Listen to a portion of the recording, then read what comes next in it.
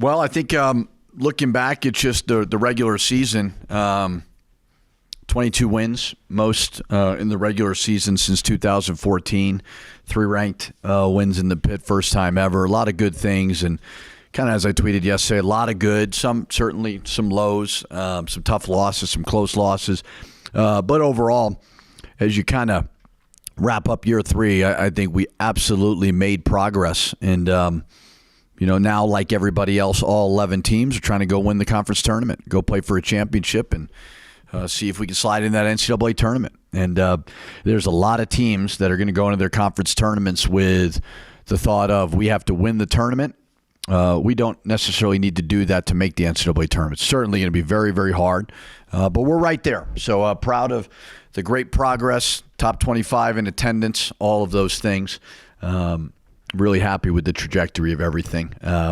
As for Saturday, we played our butts off to be dealt the hand of one of your best players being sick, not playing, and going toe-to-toe with a very hot, really good team, obviously conference champions. We were right there, and we got to move on and go certainly get excited for the opportunity on Wednesday.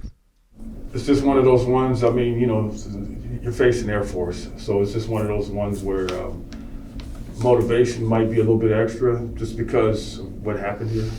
I mean, that loss certainly stung.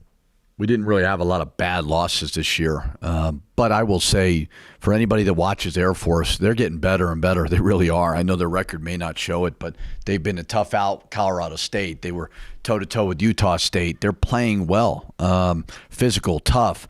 So, yeah, I mean, that was a hard loss for sure. But when I watched them, I know it's going to be a tough game. The challenges of a regular season where you just, look, the Mountain West kind of consumes itself.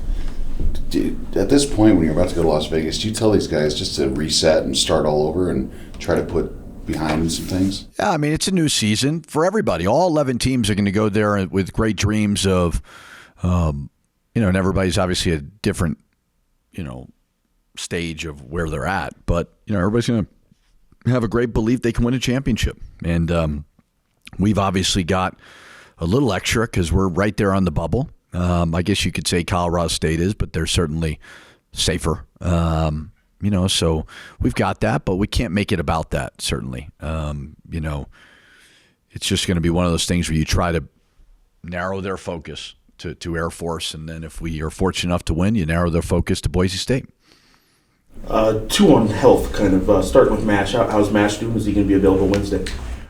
He won't practice today, but we're going to do a workout with him after, more because we don't, not to sound insensitive, you don't want it to spread throughout the team. I think it's flu, I think it's running through some of our sports right now. I think baseball had a little issue, I think, from what I'd heard. So he'll be at practice. We're just not going to practice him. I would assume he would improve, but obviously I don't know health-wise. But he was really struggling and was struggling on the plane yesterday as well. You guys, in the second half of the season, didn't win back-to-back games, I think, through February and through March, through the end. How much of that's just the way the schedule played out? How much of that was dead legs and maybe hitting a wall? No, I think it was the schedule. I mean, the schedule was pretty backloaded versus a lot of teams who are going to play in the NCAA tournament. If I remember correctly, Air Force was a 1-point loss. UNLV was a 3-point loss. At Utah State was a 2-point loss. So I don't buy that. If you're really, really close, I don't buy any of those excuses. Now, if you get blown out or something, I could see that. I think it's the toughest the conference has ever been, and I thought we had a stretch there where it was going to be really tough to go on the road and do those things. So that's why I try to take a macro look at the season as it ends, the regular season, and say I'm really, really proud of the progress. And I look at it as a whole. We're 22-9, 22 wins, the most regular season they've had in 10 years. So I think more schedule had to do with it. Coach, getting back to the beginning of the season, preseason, we talked to you a lot about what this team looked like on paper and the potential it could have. Now we've kind of seen that 22 wins this season, like you mentioned, but you also mentioned a lot. It's going to come down to how this team responds to adversity. How do you think your team has been able to do that this year? Well, they only lost 2 games in a row one time this year. Pretty darn good. I think people have to remember we added 8 new players And now that's the world we live in. So I think people are not acknowledging that excuse more and more now. They don't want to hear it anymore. They're just like, it's the way the world is. So, yeah, I still believe the model is like what Utah State has done. Amazing. But his two best players played for him at Montana State. So there was a little bit of consistency there, and they're his leaders. And so not to take away from what he did, but that's obviously unique. I think it's so very important to retain these players. We lost, obviously, Javante started, Josiah started, Morris graduated, or he was graduated. So, I think, again, I think we've handled it all pretty well. We really have. And now there's a new season that could take this season to new heights. I know this probably people never really mistake the Mountain West for the Big Ten, but you went through the Big Ten.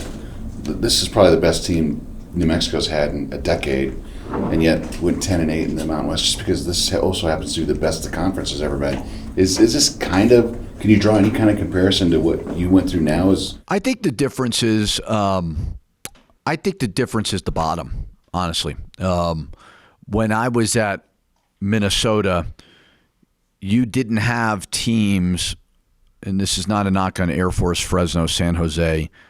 I don't know what Wyoming's net is, where the net was really low. So one loss wouldn't really hurt you like it did with Air Force with us. But yeah, it was a gauntlet for sure.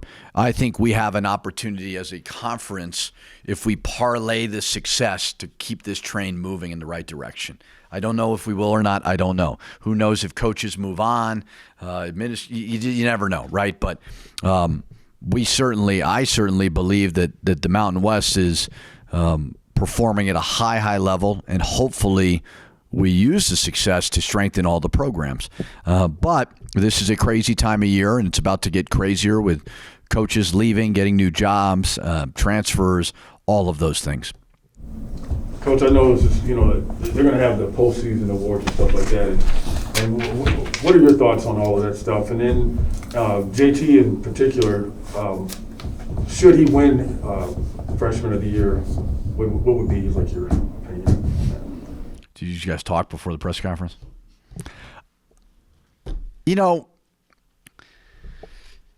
When you finish sixth, it's hard for me to demand somebody get an award. I'm going to be honest with you. I think JT has had a phenomenal year. I would be surprised if he doesn't win it. But UNLV finished fourth. We finished sixth. UNLV swept us. So as a coach, you sit here and you want the guys that win to get the awards. But with that being said, JT has had a historical year. And it's not his fault that we lost some of those games. I think he's been phenomenal. So if he does win it, great. I think he deserves it. But if he doesn't, he's got a lot of basketball to play at a high level. He's had a terrific freshman year, and I think he can, hopefully he doesn't settle on that being his only goal. So I don't know. It could go either way. I think JT is one of the better freshmen I have coached. I would think he would win it because of the amount of Mountain West player or freshman of the weeks that he's gotten. But UNLV's had a couple more wins than we did, so in the conference. So I don't know. Not sure. You've been through, as we'll talk about, the Big Ten. You've been through the Mountain West. This time of year, the bubble. You tweeted it's a stressful life living on the bubble. Is the current setup one that you think is fair for a Mountain West, a not Power 6 or Power, maybe it'll be Power 6 next year when the Pac-12 dissolves, but is the current setup one that the Mountain West has a fair shake at compared to maybe what Minnesota would get if they were in the exact same position but being a Big Ten school? Well, no would be the answer.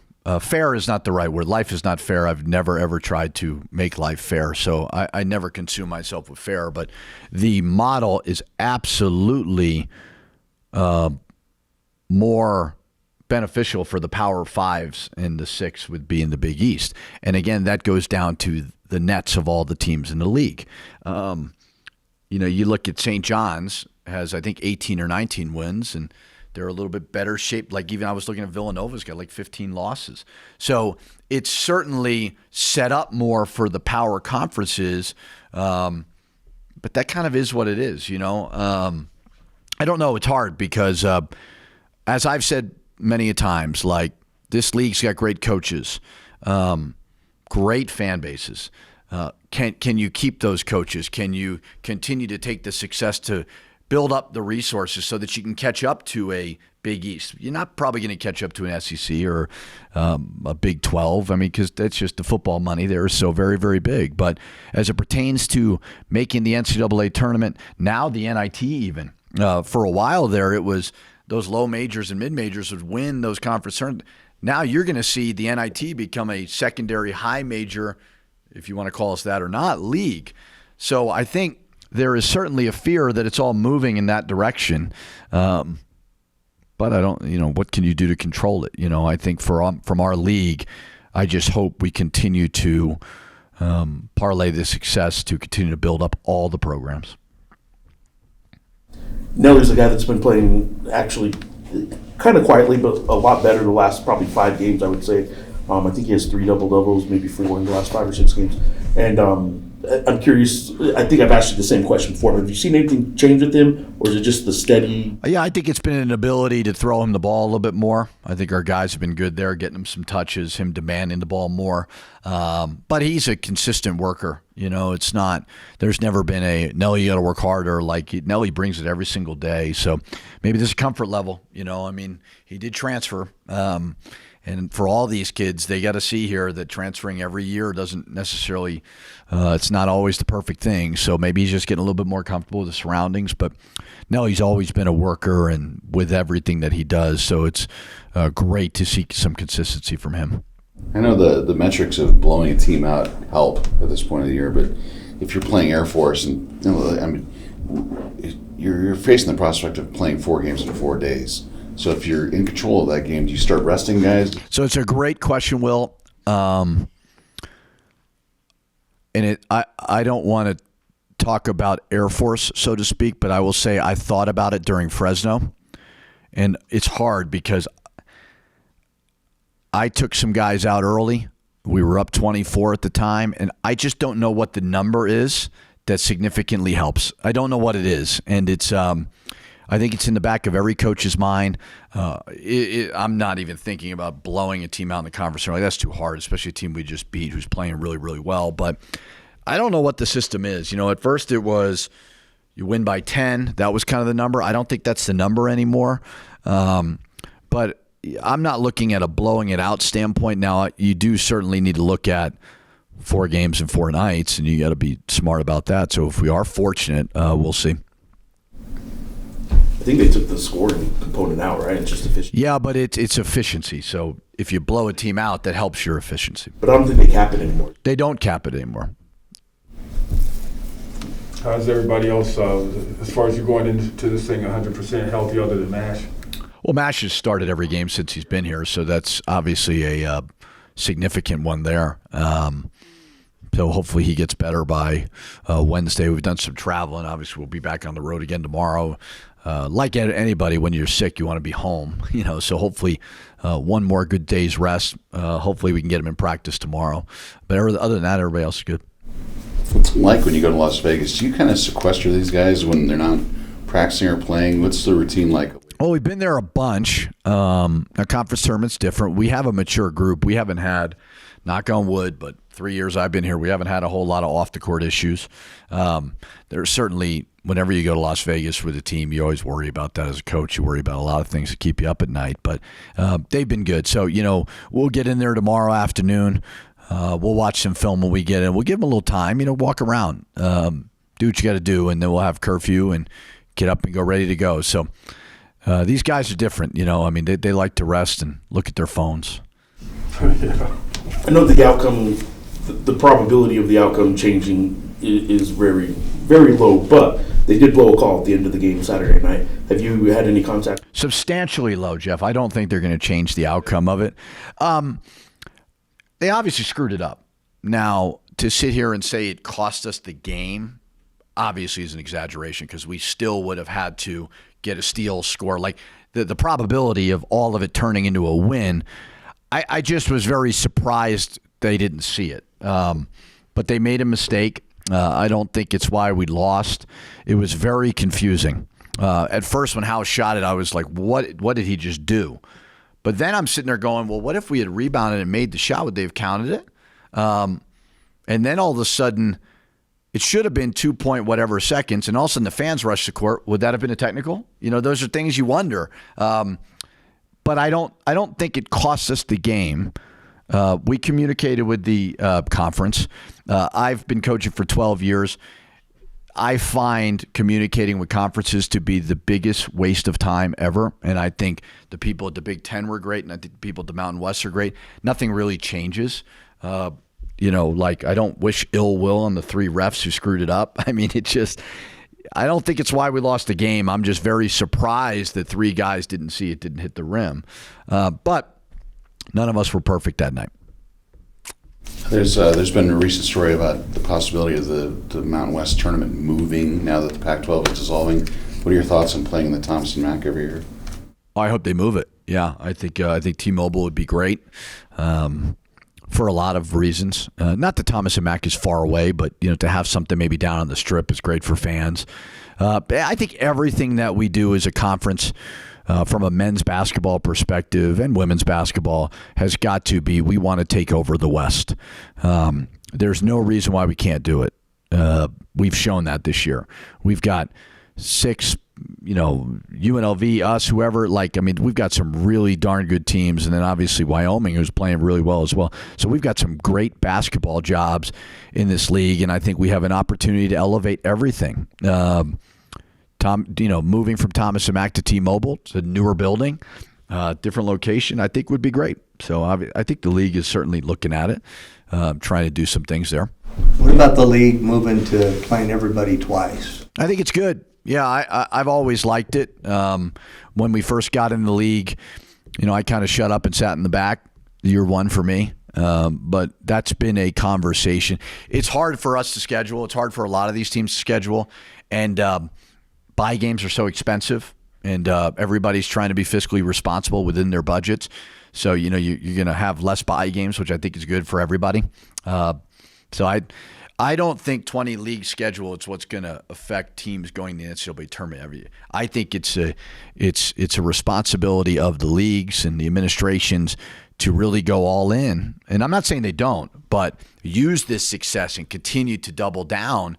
And I think that's going to help the consistency of the league. Have you, along those lines in non-conference talk, it's about the MTEs really.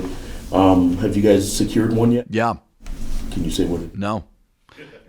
I don't really know if we can or can't. To be honest with you, I would tell you I don't know if it's set in stone, but it's something where we're looking at playing power, whatever, who knows what you want to call them all. Where certainly that's something we talked about. And then trying to figure out, okay, if you're playing less home game, okay, can you go knock one out of the park, neutral site game? And you even look at Santa Clara, they're 4 or 5 points off the net for being a quad 2. So I think that was somewhat decent scheduling by us, but I think the MTE is where we got to continue to elevate it, and it will be that. I don't want to announce it if it's not official and all that stuff.